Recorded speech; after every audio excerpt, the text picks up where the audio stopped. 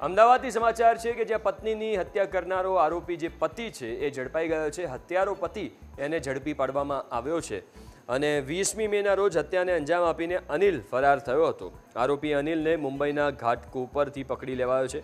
અનિલે ચારિત્ર્યની શંકાએ પત્ની હિનાની હત્યા કરી. નારોલ પોલીસ સ્ટેશનમાં અનિલ વિરુદ્ધ ગુનો થયો દાખલ.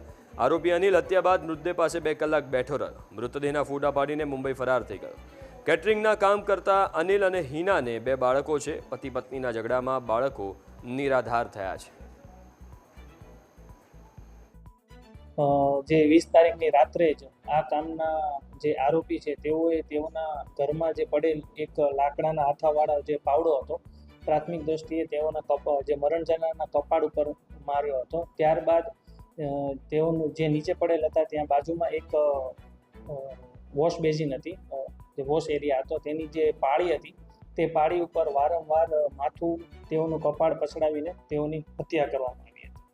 પ્રાથમિક દ્રષ્ટિએ કોઈ સાયકો પ્રકૃતિ નથી લાગી આવતી, પરંતુ તેઓને શું કરવું તે સમજણ પડી ન હતી અને તેઓ બની શકે કે નશાના હાલતમાં હોય, જેથી તેઓએ વિડીયો ઉતારીને પોતાની પાસે રાખેલ અને 2 કલાક સુધી તેઓને ખબર ન રહી. પછી ત્યારબાદ તેઓને થયું કે મારે અહીંથી ભાગી જવું પડે.